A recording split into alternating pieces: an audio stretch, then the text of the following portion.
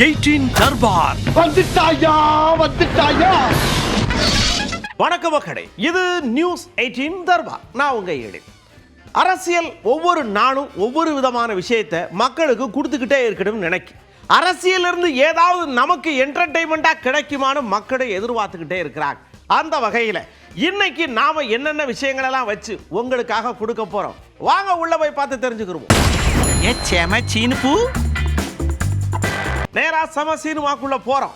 உச்சநீதிமன்றம் ஒரு விஷயத்தை தெளிவுபடுத்தி எல்லாரும் கண்டிப்பா இதை பண்ணணும்னு சொல்லியிருக்காங்க. பள்ளிக்கூடத்தில் படிக்கிற கல்லூரியில் படிக்கிற மாணவிகளுக்கு குறிப்பாக அவங்களுக்கு இயற்கை உபாதை கிடைக்கிறதுக்கோ அல்லது இயற்கை விஷயமான விஷயங்களுக்கு தேவையான விஷயங்கள் எல்லாம் ரொம்ப அக்யூரேட்டாக பண்ணி கொடுக்கணும். குறிப்பாக சானிட்டரி நாப்கின்ஸ் எல்லாம் இலவசமாக கொடுக்கணும் அப்படின்னு கடுமையான உத்தரவு போட்டிருக்கு. எல்லாரும் கண்டிப்பாக ஃபாலோ பண்ணுங்க.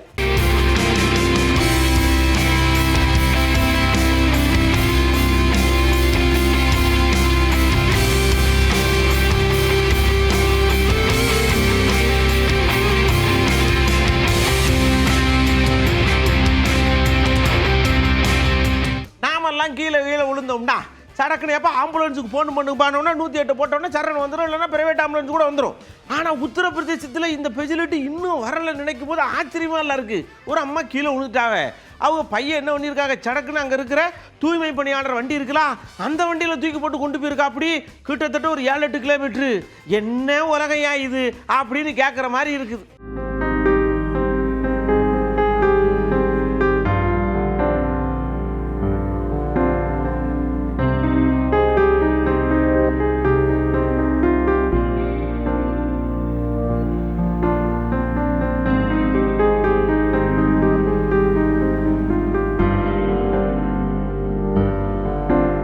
பனி அதிகமாக பொழியுதியா, ஜப்பானில் கடுமையாக போகுது. ஒருத்தர் வெளியில் போயிட்டு வீட்டுக்கு வந்திருக்கார். வீட்டை காணும்.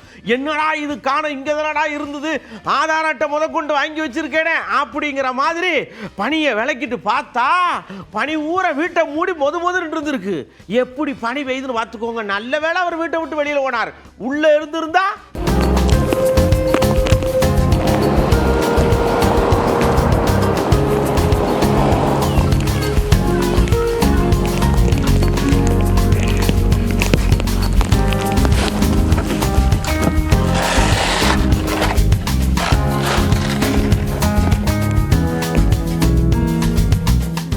பிரச்சனை எல்லாம் எங்க ஊர்ல கிடையாதப்பா.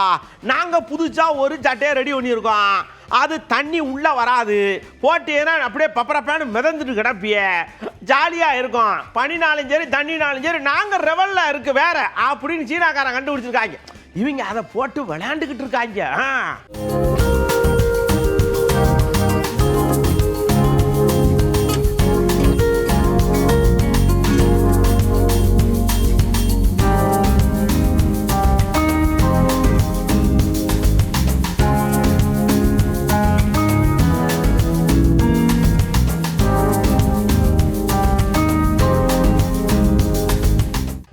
எவ்வளவு சோம்பேறித்தனம் மிகுந்து போச்சு அப்படிங்கிறதுக்கு இது ஒரு உதாரணம் தான்.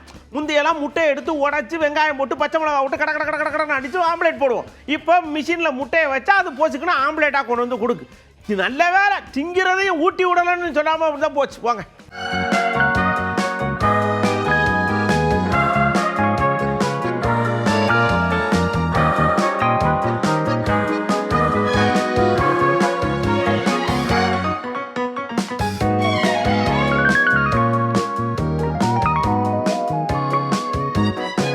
என்னதான் ஆண்டவனை நோக்கி நம்ம பாத யாத்திரையா போனாலும் நம்ம கூடயே இருக்கிற முட்டு வலி, சுகரு, பிபி, பிரஷரு எல்லாம் கூடவே தானே வரும். அது அங்கங்க சேட்டை பண்ணும்ரா. இப்படி தான் திண்டுக்கல்ல பாத யாத்திரையா போயிருக்காங்க. இதெல்லாம் முன்கூட்டியே உணர்ந்த நம்ம இஸ்லாமிய சகோதரர்கள் சடக்குன்னு அதுக்கு தேவையான மாத்திரை மருந்து கழிவு எல்லாத்தையும் வச்சு வாங்க, முட்டு வலிக்கிறான் மசாஜ் பண்ணிக்கிறான், தலைவலிக்கிறான் மாத்திரை போட்டுக்கலாம், பிபியா கொஞ்ச நேரம் உட்காந்து ரெஸ்ட் எடுத்துட்டு போங்கன்னு. இது தாங்க நல்லிணக்கம். இதை தாங்க ஒரு குரூப் தாங்கவே மாட்டேங்கி.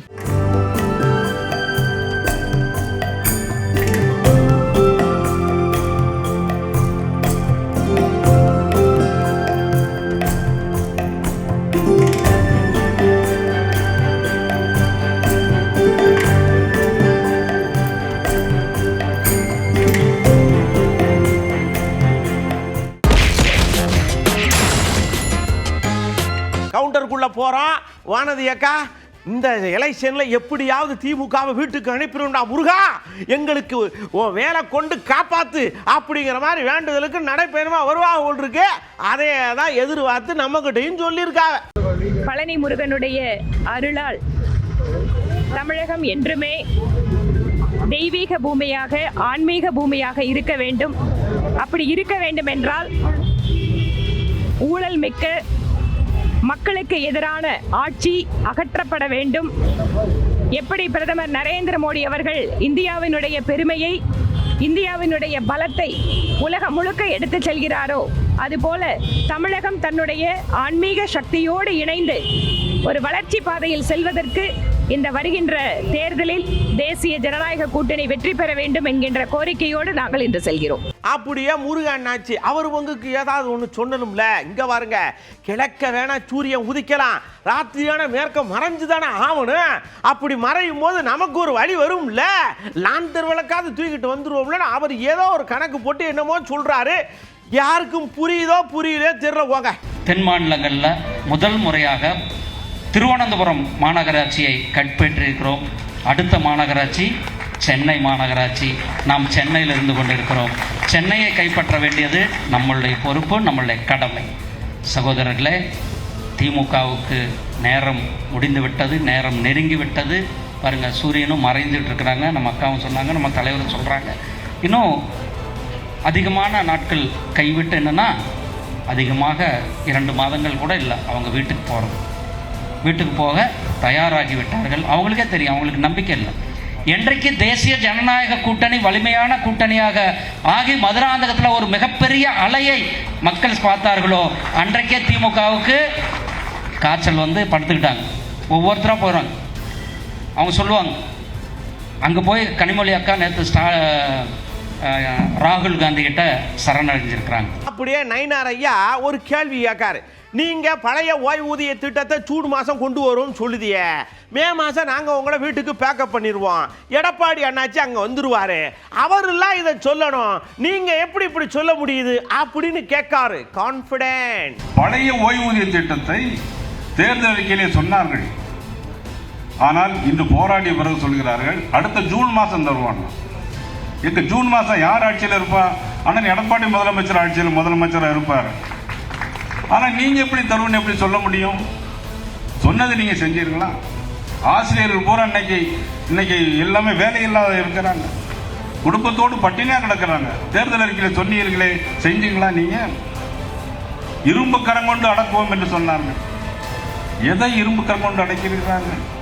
அவங்க கட்சிக்காரையே இரும்பு கரம் கொண்டு அடக்கிட்டு அவருடைய மகன் மதிப்புக்குரிய துணை முதலமைச்சர் உதயநிதி ஸ்டாலின் அவர்களை இன்றைக்கு முதலமைச்சராக்குவதற்காக இரும்பு கடத்தை நீங்கள் பயன்படுத்தி கொண்டிருக்கிறீர்கள். இன்றைக்கு இந்த நேரத்தில் நான் சொல்லிக்கொள்ள கடன் கொண்டிருக்கிறேன். உறுதியாக அனைத்து இந்திய அண்ணா திராவிட முன்னேற்ற கழகம் தலைமையிலான பாரதிய ஜனதா கட்சி தேசிய ஜனநாயக கூட்டணி நிச்சயமாக ஆட்சியிலே அமரப்போது உறுதி. திராவிட முன்னேற்ற கழகம் வீட்டுக்கு அனுப்பப்படுவது உறுதி. அப்படியே தமிழிசையாக்க அவங்க பங்குக்கு சடக்குன்னு வராங்க. எல்லாம் டிஜிட்டல் மையம், பேப்பர்லெஸ் ஒர்க். நாங்கள் அதை தான் பண்ணுறோம். நாங்கள் எல்லாருக்கும் மெசேஜ் ஒன்று அனுப்பி நம்பர் ஒன்று கொடுப்போம். நீங்கள் மிஸ்டு கால் போட்டிங்கன்னு வச்சுக்கோங்களேன், சடக்குன்னு தண்ணி வேணும், ரோடு வேணும், அது வேணும், இது வேணும், தேர்தல் அறிக்கையில் சேர்த்துருவோம்டா அப்படின்னு அக்கா சொல்லும்போது ஒரு டவுட்டு மட்டும் வருது. இதை கொஞ்ச நாளைக்கு முன்னாடியே செஞ்சு காட்டியிருக்க வேண்டியதானேன்னு கேட்காவ தெரியல. ஒரு மிஸ்டு கால் நம்பர் கொடுக்குறோம், 7878786060.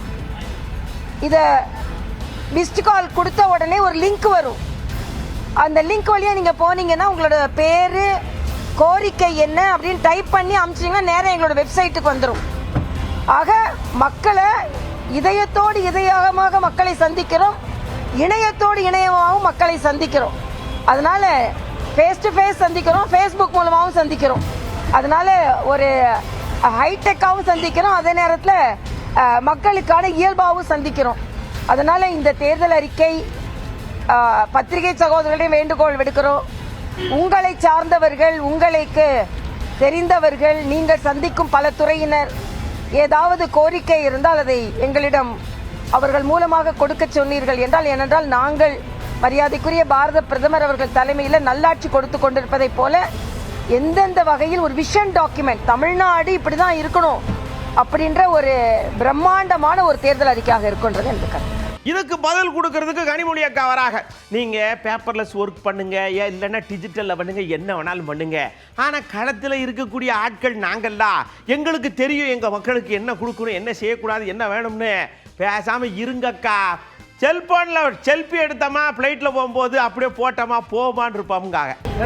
இல்லைங்க, திராவிட முன்னேற்ற கழகத்துடைய தேர்தல் அறிக்கை மீது மக்கள் நம்பிக்கையோடு கொண்டு வந்து மனுக்களை தருகிறார்கள். அவர்களுடைய கருத்துக்களை எங்களோடு பகிர்ந்து கொள்கிறார்கள். அடுத்து ஆட்சி அமைக்கப் போவது திராவிட முன்னேற்ற கழக ஆட்சி என்ற நம்பிக்கையோடு மக்கள் வருகிறார்கள் என்பதை இது தெளிவாக காட்டுகிறது. அது மட்டும் இல்லாமல் ஒரு வாக்குறுதியை கொடுத்தால் நிறைவேற்றக்கூடிய ஒரே இயக்கம் திராவிட முன்னேற்ற கழகம் என்ற நம்பிக்கையோடு வருகிறார்.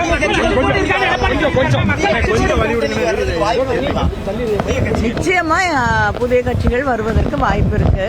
ஆனா அது யார் என்பதை நம்முடைய முதலமைச்சர் அவர்கள் தான் முடிவு செய்வார்கள். அப்படியே நம்ம வைகோனாச்சி முதுபெரும் தலைவர் இல்லையா, 200 220 அப்படின்னு கணக்கு சொல்றீங்களே எடப்பாடி ஐயா, அது நாங்க ஜெயிக்கக்கூடிய ஏரியாவாச்சே. நீங்க எப்படி இது பண்ணுதிய?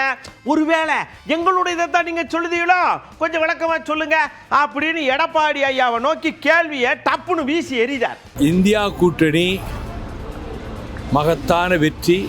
தமிழ்நாட்டில் மதச்சார்பற்ற முற்போக்கு கூட்டணியாக திராவிட முன்னேற்ற கழகத்தின் தலைமையில் இருக்கிற கூட்டணி நம்முடைய முதலமைச்சர் கூறியவாறு 200 இடங்களுக்கு குறையாமல் உறுதியாக வெற்றி பெறும் என்று நான் நம்புகிறேன். இந்த பந்து செல்லூர் ஐயா காலில் போய் புதக்கடைன்னு விழுந்த உடனே சொல்றாரு, நாடகம் தெரிந்தவர்களுக்கு நாடாள தெரியுமான்னு உங்க ஐயா கேட்டாரு. படுத்துக்கிட்டே ஜெயிச்சவர் எங்க ஐயா அப்படின்னு எதுகைக்கு மோனையா எகன மொகனையா பேசுறாரு நம்ம செல்லூர் அண்ணாச்சி. அதனால திமுக தோல்வியை பற்றி திமுக பேசவே கூடாது. எங்க புரட்சி தலைவர் எம்ஜிஆர் அவர்களை, புரட்சி தலைவரை, அவரை அதிகாரம் பூசிவன், அரசியல் பண்ண தெரியுமா, நடிகனுக்கு நாடாள தெரியுமா என்று கேட்டவர் தான் கலைஞர். அன்றைக்கு கேட்டாங்க. அப்படிப்பட்ட கலைஞரை 3 தேர்தலில் கோட்டை பக்கமே வரமுடாமல் செஞ்ச புரட்சி தலைவர் எம்ஜிஆர். அதிமுக மாபெரும் வெற்றி. முதல் 129 சட்டமன்ற தொகுதி, அடுத்து 80 ஆட்சியை கலைக்கிறாங்க. 2 நாடாளுமன்ற தொகுதியில் தான் நாங்கள் ஜெயிக்க முடிஞ்சது. 38 தொகுதியில் திமுக வெற்றி. திமுக காங்கிரஸ் கூட்டணி வெற்றி பெற்றது. அதை வச்சுட்டு கலைக்க சொன்னார். அன்னை இந்திரா காந்தி கலைச்சாங்க. எங்கள் தலைவர் வேறு எங்கேயும் கேட்கல, 234 தொகுதிக்கு போனார். நான் என்ன தவறு செய்தேன், என் ஆட்சியை ஏன் கலைத்தார் அப்படின்னு சொல்லி கேட்டார். 177 தொகுதியில் அதிமுக வெற்றி பெற்றது. நீங்கள் இன்றைக்கி சொல்கிறீங்களா பெரிய கட்சியெல்லாம் உங்கள் கட்சியில் உங்கள் கூட்டணியில் அன்னைக்கு அப்படி தான் காக்கா தேக்கா குமரியானது நம்ம நெடுமாறேன் அப்படி ஒரு கட்சி தொடங்கியிருந்தார். அப்புறம் சின்ன சின்ன கட்சியெல்லாம் சேர்ந்தாங்க. அவங்கள வச்சுட்டு தான் எங்கள் தலைவர், எங்கள் புரட்சி தலைவர் மக்களை சேர்ந்து. அதுதான் திமுக தோல்வியை பற்றி பேசுவது அர்த்தமற்றது. அப்படியே இன்னொரு விஷயத்தையும் சொல்றாரு. நாங்கள் வாட்டுக்கு சேவனேன்னு போகிறோம் வாரம், எங்களை நோண்டாமல் இருந்தால் நாங்கள் கம்முன்னு இருப்போம். அந்த தம்பி எங்களை பிடிச்சி நோண்டுனா அப்புறம் நாங்கள் வாட்டுக்கு குத்துயிரும் குலையுருமா ஏதாவது ஒன்று பண்ணி விட்டு போயிருவோம்ல அப்படிங்காருங்க. நடிகராக இருந்தால் நாங்கள் என்ன சொல்கிறோம், நடிகராக இருந்தால் மக்கள் செல்வாக்கு பெற்றவர் யாராக இருந்தால் வர முடியும். ஆனால் எங்கள் தலைவர் அந்த இயக்கத்துக்காக ஏன் கலைஞரை அவர் ஜெயிக்கிறதுக்கு காரணமாக இருந்து எங்கள் தலைவர் போய் 53 வேலை பார்த்தவர். அதுக்கு அவர் துணைவியார் சாகப்புழைக்கு கிடக்கிறாங்க, அது இறந்துட்டாங்க. அந்த நேரத்தில் கூட 10 வருமா அவர் பணியாற்றிட்டு இருக்கும்போது அந்த மேடையில் பேசும்போது அவங்க முதல் மனைவி இறந்துடுறாங்க. செய்தியை கூட கேட்டு அவர் அதோட இறங்கி போகல. அன்னைக்கு இருந்த ப்ரோக்ராம்லாம் முடிச்சுட்டு தான் போய் சென்னைக்கு போனார். அப்படிப்பட்ட தலைவர் அவரை போய் அப்படி பேசினாங்க. இவர் எங்கே, நான் என்ன சொல்கிறேன், சகோதரர் விஜய் நாங்களாம் திட்டலை, நாங்கள் அவரை சொன்னோம். அவர் எங்களை திட்டும்போது நாங்கள் திட்டாமல் இருக்க முடியுமா? அவர் அறையிலே வந்துட்டு அரசியல் பண்ணால் எப்படி முடியும்? எங்கள் தலைவர் பொது வாழ்க்கைக்கு வந்தார், எல்லா இடங்களுக்கும் போனார், வச்சார். அவர் போனாரா, அவர் போகிறாரா, வராரா? என்னங்க புது கான்செப்ட்? 41 பேரை இறந்ததை அங்கே கூப்பிட்டு சென்னைக்கு கூப்பிட்டு அவங்க துக்கம் விசாரிக்கிறது, இதெல்லாம் புதுசு இல்லையா? பொது வாழ்க்கையில் வந்த பிறகு இது தவறுன்னு தான் சொல்கிறோம். நாங்கள் யார் கூடயும் பிரச்சனைக்கு போகிறதில்ல, எங்கள் கூட இருக்கிறவங்களும் எங்கிட்ட பிரச்சனை பண்ணுறதில்ல. ஆனால் காங்கிரஸுக்கும் திமுகவுக்கும் பிரச்சனை, உள்ள புகையுது, வெடிக்குது. ஏயா உங்களுக்கு இந்த வேலை? யாரையா சொன்னான்னு கேட்காரு மனோ தங்கராஜ் ஐயா. பதில் சொல்லுங்க யாராவது. தம்பி, நீங்கள் முரண் என்பது கொள்கையில் பிரச்சனை வந்தால் தான் முரண். எங்களுக்கு சில விஷயங்கள் வேணும் வேண்டான்னு உள்ளது ஒரு தேர்தல் காலங்களில் எல்லா இடத்துலையும் வரக்கூடிய ஒன்று தான் பிரச்சனை. அதனால் அதே மாதிரி வரக்கூடிய விஷயத்த முரண்னு ஏன் நம்ம ஒரு புதிய வடிவம் அதுக்கு கொடுக்கலாம், அதான் எங்களுடைய கேள்வி. அப்படி எந்த முரணும் இல்லை, எதுவுமே இல்லை. அதான் எல்லோரும் திரும்ப திரும்ப சொல்லுது, இது ஒரு கொள்கை அடிப்படையிலான கூட்டணி. அங்கே அவங்க தான் சொன்னாங்க நாங்கள் பங்கு வைக்கிற சண்டைன்னு. நாங்கள் அப்படி சொல்லலை. அதில் எங்களுக்கு எந்த பிரச்சனையும் இல்லை. வலுவான கூட்டணி தலைவர் அமைப்பார். வலுவான சின்ன சின்ன சின்ன நீங்கள் தலைவர்கள்னு சொல்லாங்க, கீழே சின்ன சின்ன கருத்துக்கள் பேசுவாங்க, அது எல்லாரும் பேசக்கூடியதான். ஆனால் தலைவர் என்ன சொல்லிக்காரு? எங்கள் தலைவர் இப்போ என்ன சொல்லிக்காரு? அவர் என்ன சொல்லிக்காருன்னா, கூட்டணியை நான் பார்த்து கொள்கிறேன், இது பற்றி யாரும் கவலைப்படாண்டா, நாங்கள் எதாவது ஸ்மூத்தாக முடிப்போம்னு சொல்லி. அதுக்கப்புறம் என்ன பிரச்சனை? ஒன்றுமே இல்லை. ஐயா கெத்துன்னா என்ன தெரியுமா? அப்படியே வண்டி ஏறும்போது சிரிச்ச முகமா போகணும், வரும்போது அதே பிரச்சோட வரணும். முகத்தை மூடிக்கிட்டு ஐயா அம்மான்னு அழுகிற மாதிரி கேட்டா நான் தொடச்சி வச்சேன் அப்படின்னு எல்லாம் சொல்லப்படாது அப்படின்னு சொல்றாங்க கனிமொழி அக்கா. யாருக்கு இடிக்குதுன்னு தெரியல. என் பார்லிமெண்ட் டெல்லியில் இருக்கு. நான் ராகுல் காந்தி அங்கே பார்க்காம வேற எங்கே பார்க்க முடியும்? பார்லிமெண்ட் ஆரம்பிச்சிருச்சு. கூட்டணியில் இருக்கக்கூடிய ஒரு தலைவரை நாடாளுமன்றம் நடக்கக்கூடிய அந்த நேரத்திலே சந்திப்பதில் என்ன தவறுன்னு எனக்கு தெரியல. அதோடு இல்லாமல் நான் அவரை சந்திக்க போகும்போது என்னோட முகத்தெல்லாம் நான் மூடிட்டு போகல, நேரடியாக தான் போயிட்டு நேரடியாக தான் வந்தேன். அப்படியே முதல்வர் ஐயா வராங்க. வாரிசு அரசியலுங்கிய, ஊழல்ங்கிய, அதுங்கிய, இதுங்கிய, ஆனால் ஒன்று கூட இது பண்ணலை. எல்லாம் வார்த்தையிலேயே இது பண்ணி ட்ரிகர் பண்ணிக்கிட்டு இருக்கீங்க. நீங்க ஆணித்தரமா பண்ணதை நாங்க ஆரம்பிக்கும் பொழுதுதான் தெரியும் உங்களுக்கு எப்படி இருக்குன்னு அப்படின்னு முதல்வர் ஐயா கொஞ்சம் காண்டாகிறார். நான் அடிக்கடி சொல்வேன், இந்திய துணைக்கண்டத்தோட வரலாறு தமிழ்நாட்டில் இருந்து தான் எழுதப்படணும்னு. அதே போல வளர்ச்சியும் தெற்கில் தமிழ்நாட்டை தொடங்கி தான் எழுதப்படணும். இந்த க்ரோத் ஹிஸ்ட்ரியை தாங்கிக்க முடியாதவங்க வாட்ஸ்அப் யூனிவர்சிட்டியில் பொய்களை எல்லாம் பரப்பிட்டு இருக்கிறாங்க. எங்களை பற்றி அவங்க சொல்கிற குற்றச்சாட்டுகள் எல்லாமே பழைய ஸ்கிரிப்ட் தான். அதில் முதல் குற்றச்சாட்டு அரசியல் வாரிசு. இதற்கு நான் ஏற்கனவே பதில் சொல்லிட்டேன். யார் வேண்டுமானாலும் அரசியலுக்கு வரலாம், ஆனால் யார் வந்தாலும் அவங்கள மக்களுக்கு முன்னாடி நின்று அவங்க நம்பிக்கையை பெற்று ஓட்டு வாங்கினா மட்டும்தான் வெற்றி பெற முடியும். எனவே இது எங்களை களத்தில் எதிர்க்க முடியாத வைக்கிற இத்துப்புன குற்றச்சாட்டு. அடுத்து சொல்கிறது என்ன? ஊழல். இது வரைக்கும் எங்கள் மேலே வச்ச குற்றச்சாட்டுகளை யாராவது ஆதாரத்தோடு நிரூபிச்சிருக்கிறாங்களா? கற்பனை குற்றச்சாட்டுகளை சொல்லி எங்கள் மேலே பழி சுமத்திக்கிட்டே இருக்காங்க. நான் பாஜக கிட்ட கேட்குறது என்ன என்றால், உங்கள் கூட இருக்கக்கூடிய எல்லோருமே ஊழல்வாதிகள் தான். அதுலேயும் உச்சநீதிமன்றம் வரைக்கும் போய் ஊழல் வழக்கில் தண்டிக்கப்பட்டவங்க தான் அதிமுக. நீங்கள் கூட்டணியில் இல்லாத சமயத்தில் அவங்க மேலே எத்தனை குற்றச்சாட்டுகள் சொன்னீங்க? இப்போது உங்கள் வாஷிங் மிஷினில் அவங்களெல்லாம் வெளுத்துட்டீங்களா? இதுதான் என்னுடைய கேள்வி. அடுத்து இந்து விரோத கட்சின்னு பேசுவாங்க. ஆனால் உண்மை என்ன? இந்தியாவிலேயே பாஜக ஆளுகிற மாநிலங்கள் கூட இல்லாத அளவுக்கு நாங்கள் ஆட்சி அமைச்சு இந்த 730 நாட்களில் 1730 நாட்களில் 4000 கோயில்களுக்கு குடமுழுக்கு பண்ணியிருக்கிறோம். உண்மையான பக்தர்கள் மகிழ்ச்சி அடைகிறாங்க. அப்படியே ஒரு பொதுவான இடத்துல வச்சு சில விஷயங்களை சொன்னோம்னா அது வேகமாக இன்னொரு இடத்துக்கு போயிடும் இல்லையா? கேட்டார்லாம் கேள்வி, எங்களுக்கு பாக்கி வச்சிருக்கீங்களா, அதை எப்போ தருவிய? இந்த கீழடி நாகரிகம் இருக்குல்ல, அதை எப்படி சரியாக வெளியே விடுவிய? இதெல்லாம் மறைச்சி வச்சுக்கிட்டு நீங்கள் தமிழுக்கும் தமிழர்களுக்கும் தமிழ்நாட்டுக்கும் என்னமோ செய்கிறோம்னா அடுக்கிக்கிட்டே இருக்கீங்க. பூரா புழுவுங்கார். இந்தி திணிப்பை ஏற்காததால் கொடுக்காமல் இருக்கக்கூடிய கல்வி நிதி எப்போ வரும்? பாஜக மாநிலங்களுக்கு வாரி வழங்கிவிட்டு இயற்கை பேரிடர்களுக்காக நாங்கள் கேட்ட நிவாரணத்தை கூட முறையாக தரலையே. ஏன்? கோவை மற்றும் மதுரை மெட்ரோ திட்டங்களுக்கு எப்போ அனுமதி வரும், கீழடி அறிக்கை எப்போ வெளியே வரும், இப்படி ஏராளமான கேள்விகள் இருக்குது. இது எதுக்குமே அவங்க கிட்ட இருந்து பதில் வராது. ஏன்னா இது எல்லாமே பாஜக தமிழ்நாட்டுக்கு செஞ்சுட்டு இருக்கக்கூடிய துரோக லிஸ்ட். இது அவங்க ஒவ்வொரு முறை இங்கே வரும்போது அந்த லிஸ்ட்டு பெருசாகிட்டே போகுது. நாங்கள் எதுக்காகவும் இவ்வளோவையும் பேசுகிறோம்னா, நம்முடைய இந்திய நாடு ஒற்றுமையாக வலிமையாக இருக்கணும்னு தான் இவ்வளவையும் சொல்கிறோம். நாங்கள் நாட்டோட யூனிட்டுக்காக போராடுறோம். பாஜகவோ யூனி பர்மாட்டி பேசி பாசிச அரசியல் செஞ்சுக்கிட்டு இருக்கு. மாநிலங்கள் தான் நாட்டினோட அடித்தளம். இந்தியா என்பது யூனியன் ஆஃப் ஸ்டேட்ஸ். இதை பாஜக உணர்ந்து செயல்படணும்னு தான் ஒன்றிய அரசுன்னு நினைவுபடுத்திகிட்டே இருக்கிறோம். வைகோ ஐயாவுக்கு ஒரு கோபமான ஒரு விஷயம் வந்துருச்சு. என்ன அப்படின்னா, ஆளு நெரிச்சவனேன்னு கூப்பிட்ட இடத்துக்கு போங்க, சர்டிஃபிகேட் கொடுக்கணும்னா கொடுங்க, புள்ளக்கார்ட்ட பேசணும்னா பேசுங்க, அங்கேயும் போய் முதல்ல எனக்கு தேசிய கீதம் போடணும் புள்ளக்கார போய் மிரட்டி இருக்கீங்க, சின்ன பிள்ளையில மிரட்டி உனக்கு என்ன அர்த்தம் இருக்கு? இருக்கணும்னா இருங்க, இல்லைன்னா இடத்த காலி பண்ணுங்க அப்படின்னு ஐயா கோபப்படுதார்களா? பாரதிதாசன் பல்கலைக்கழகத்தில் தமிழ்த்தாய் வாழ்த்தை முதலிலே அதை பாட அந்த இசைத்தட்டை போட விடாமல் தேசிய கீதத்தை முதலிலே போட்டுவிட்டு அதற்கு பிறகு தமிழ்த்தாய் வாழ்த்தை அவர்கள் அங்கே நிறைவேற்றியது கண்டனத்துக்குரியது. தமிழகத்தை ஜனநாயகத்தையே பாழ்படுத்துகிற விதத்தில் RSS ஏஜெண்டாக தமிழக ஆளுநர் ரவி பதவியேற்ற நாள் முதல் செயல்பட்டு வருகிறார். வஞ்சகம் செய்து வருகிறார். அவர் அந்த பதவியிலே பதவியே கூடாது என்பது எங்கள் கொள்கை.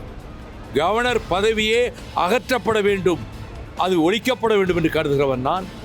RN ரவி அத்துமீறி செயல்படுகிறார். அவருடைய இதுவரை பின்பற்றப்பட்ட மரபுகள் அனைத்தையும் உடைத்துவிட்டு அவர் இந்திய சமஸ்கிருதத்தை திணிக்கின்ற திட்டத்தை மறைமுகமாக வைத்துக்கொண்டு இந்த வேலையில் ஈடுபட்டிருக்கிறார். இனி மற்ற பல்கலைக்கழகங்களிலும் இதே முறையை பின்பற்ற அவர் முனையக்கூடும். அதற்கு துணைவேந்தர்கள் அதற்கு இடம் கொடுக்கக்கூடாது. அரசு கவனத்தில் எடுத்துக்கொண்டு இதை தடுப்பதற்கு என்ற மார்க்கமோ அதை செய்யும் என்று நான் நம்புகிறேன். நாங்கள் ரொம்ப நிதானமாக பொறுமையாக இருக்கக்கூடிய ஆளுக, சரியாக டீல் பண்ணிங்கன்னா நாங்கள் வாட்டுக்கு சரட்டு இந்த பக்கமாக அந்த பக்கமாக வந்துடுவோம். ஆனால் நாங்கள் ரொம்ப உஷாரான ஆளுக அப்படின்னு சொல்கிறது நம்ம அந்நியார்லாம். சார், இன்னைக்கு வரைக்கும் தேமுதிக ஒன்று தான் சார் நியாயத்துக்கு தர்மத்துக்கு ஊழலுக்கு அப்பாற்பட்டு மக்களுக்காக உழைக்கின்ற உண்மையான கட்சி. அதனால தான் நான் சொல்கிறேன், எங்களுக்குரிய மரியாதை அங்கீகாரம் நிச்சயம் எங்கு கிடைக்குதோ அங்கு நாங்கள் கூட்டணி அமைப்போம். நிச்சயம் நாங்கள் அங்கம் வகிக்கும் கூட்டணி ஜெயிக்கும், ஆட்சி அமைக்கும். அன்றைக்கு இந்த மக்கள் பிரச்சனை அத்தனையும் அரசு கவனத்திற்கு கொண்டு சென்று மக்களுக்காக சட்டசபையில் நாங்கள் நிச்சயம் வாதாடுவோம், போராடுவோம். ஒரு நல்ல தமிழ்நாட்டை நாங்கள் உருவாக்குவோம் என்பதை இந்த நேரத்தில் உங்ககிட்ட சொல்றேன். எவ்வளவுதான் நான் மூச்சை பிடிச்சி கத்துனாலும் கூட்டம் வருது, காது கேட்குறிய, கை தட்டுறிய, மலையில நனைஞ்சுக்கிட்டு பேசுறேன், சட்டையெல்லாம் வேர்த்து போய் பேசுறேன். ஆனால் ஓட்டப்பட்டு திமுகவுக்கு போடுதிய ஒரு நாளாவது ஒரு பொழுதாவது எனக்கு போடுதியடா. இனிமே நான் உங்ககிட்ட ஓட்டு கேட்க மாட்டேன், திமுகவுக்கே போடுங்க, எங்களை தூக்கி எடுத்து சுடுகாட்டில் ஒன்றே வச்சிருங்க அப்படின்னு அண்ணன் விரக்தியா பேசுறாரு. அண்ணே, ரெண்டாவது நடந்தாலும் நடந்துற போதுனே. நான் பிஜேபியின் பி டீம். 6 விழுக்காடு விழுக்காடு ஓட்டு வச்சிருக்கவனுக்கு எவ்வளோ பேரம் பேசுகிறேன், 8.5 விழுக்காடு ஓட்டு வச்சிருக்கேன் எவ்வளோ பேசியிருப்பேன். பல நூறு கோடி தெருக்கோடியில் கூட நிற்கிற உன் கோடி வேணாம். இந்த தெருவில் நிற்கிற நான் பிஜேபி பி டீமு. எங்கள் கட்சியில் 90 விழுக்காடு இந்துக்கள் தான் என்று சொல்கிற ஐயா ஸ்டாலின், அவருக்கு பேர் என்ன? 90 விழுக்காடு இந்துக்கள் தான் என்று எத்தனை முறை பதிவு செஞ்சிருக்கிறார்? அவருக்கு பேர் என்ன? நான் ஏன் பி டீம்? திமுக பிஜேபின்னு ஏ டீம், அதனால நான் பி டீம். நீங்கள் திருப்பி மறுபடியும் திமுகவுக்கே போடுங்க, எங்களை தூக்கி சுடுகாட்டில் போடுங்க, போட்டு விட்டுருங்க. பெத்த பிள்ளைகளை தெருவில் நின்று கத்த விட்டு மறுபடியும் நீங்கள் போய் இன்னுமா உங்களுக்கு எது சரி தவறுன்னு தெரியல. என்னைக்கு நீங்கள் மாற போறீங்க சொல்லுங்க? என்னைக்கு, எந்த இடத்துக்கு மாற போறீங்க? எந்த இடத்துல மாற போறீங்க? எனக்கு ஒரு உண்மையை தெரிஞ்சாகணும். பெரும்பான்மை என்றால் என்ன, சிறுபான்மை என்றால் என்ன? இந்துக்கள் அதிகமாக இந்துவை நேசிக்கிறதுனால இளையராஜா பெரும்பான்மைனா, அவருக்கு பிறந்த பையன் ஒரு முஸ்லீம் சகோதரியை கல்யாணம் பண்ணனால சிறுபான்மையினரா எப்படி ஆவாரே? பதில் சொல்லுங்கோ அப்படின்னு கேட்காரலா? சொல்லுங்கயா யாராவது. என் அன்பு சகோதரன் A.R. ரஹ்மான் இன்னைக்கு சிறுபான்மை நீ சொல்ற. என் அன்பு தம்பி என் ரஹ்மானுடைய சொந்த அக்கா மகன் என் தம்பி ஜிவி பிரகாஷ் இந்துங்கிற. ஏண்டா தாய் மாமே சிறுபான்மை, மருமகன் பெரும்பான்மையாடா. எங்க அப்பா இளையராஜா உங்களுக்கு தெரியும் இந்து, சரி இந்து. என் தம்பி யுவன் இப்ப அவ இஸ்லாத்தை ஏற்றுதான். எங்க அப்பா பெரும்பான்மை, என் தம்பி யுவன் சிறுபான்மையாடா. ஏண்டா உங்களுக்கு மூளைன்னு ஒண்ணு இருக்கா இல்லையாடா? மதத்தை வைத்து எந்த மானுடனா உலகம் மதிப்பிடுது இந்த பயலாம் வெறி வருதா இல்லையா? இதுல வந்து நாங்கள் தான் சிறுபான்மை மக்களின் பாதுகாவலர்கள். சிறுபான்மை மக்களின் பாதுகாப்பு, கிறிஸ்தவ இஸ்லாமிய மக்களின் பாதுகாப்பு, சிறுபான்மை மக்களின் பாதுகாப்பு. அந்த இடத்துல என்ன வைக்கணும்டா உனக்கு ஒரு ஆப்பு. இங்க வாடே, சிறுபான்மை மக்களின் பாதுகாப்பு என்ற சொல்லுகிற இடத்தில் அந்த சொல்லில ஒரு மிக கொடிய அச்சுறுத்தலை சொல்லுகிறான். சிறுபான்மை மக்களின் பாதுகாப்பு, சிறுபான்மை மக்களின் பாதுகாப்பு. என்னமோ எங்க அண்ணன் தடா ரஹீம் சொன்ன மாதிரி ஒரு பாதுகாப்பற்ற சூழலில் எங்களை நீ வாழ வச்சிருக்கியாப்ப இந்த நாட்டில். சிறுபான்மை மக்களை எப்படி பாதுகாப்பா கொஞ்சம் சொல்லு. உசாருக்குள்ள போற மக்களை நீங்க வண்டி ஓட்டும் போது மட்டும் உசாரா இருந்தா பார்த்தா, நார்மலா நீங்க உங்க உடம்புலையும் உசாரா இருக்கணும். ஏன்னா பிளட் சுகரு, பிபி, அது இதுன்னு எல்லாம் இருக்கலாம். வண்டியில் போயிருக்காரு நாமக்கல்ல ஒருத்தர், திடீர்னு மயங்கி விழுந்துட்டாரு. லோ ப்ரெஷரா ஹை ப்ரெஷரா என்னமோ தெரியல. அப்போ கீழே விழுகும்போது அங்கனக்குள்ளே இருந்த சென்ட்ரிபியூட்டியில் மோதிக்கிது, அடிபட்டு போச்சு. அதனால வண்டியை மெயின்டைன் பண்ணுற மாதிரி உடம்பை மெயின்டைன் பண்ணணும், ரொம்ப முக்கியம். இல்லைன்னா தூக்கி அடிச்சிருங்களா?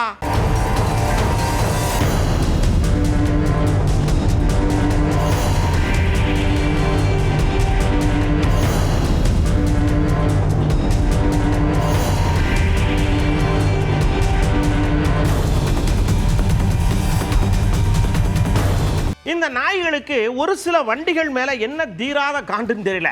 ஒருவேளை அந்த வண்டியை பார்த்தே குறைக்குது, ஓடுது. இப்படித்தான் பாருங்க, ஒருத்தர் திருத்தணியில் வண்டி ஓட்டி போயிருக்காரு. ஒரு கருப்பு நாய் சர்றி லவக்குன்னு காலை கவிருச்சுலா. அந்த வண்டி மேல என்னவோ காண்டு இருக்குன்னு நினைக்கேன். ஏத்திருப்பாங்களோ, இருந்தாலும் இருக்கும்.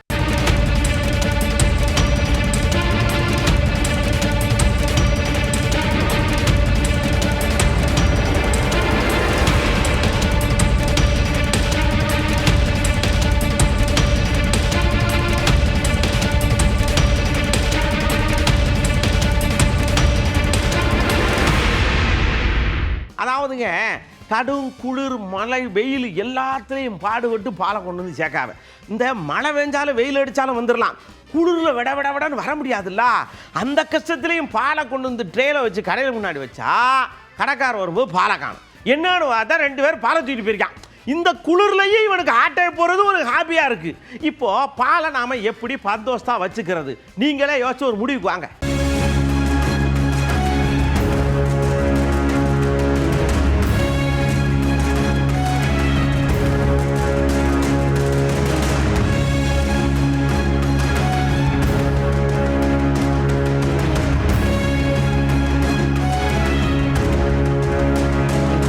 தர்பார்ல உங்களுக்கான விஷயங்கள் எல்லாம் எப்படி இருந்தது, இன்னும் என்னெல்லாம் பண்ணலாம் அப்படின்னு நீங்க யோசிச்சீங்கன்னா சடக்குன்னு எங்களுக்கு போட்டு சொல்லிருங்க, அவ்வளவுதானே. அடுத்த தர்பார்ல ஏகப்பட்ட விஷயத்தோட நான் உங்களை சந்திக்கிறேன். அதுவரை உங்களிடமிருந்து அன்போடு விடைபெற்றுக் கொள்வது உங்கள் அன்பு நண்பன் எழில். வணக்கம் மக்களே. 18 தர்பார் வந்துட்டாயா.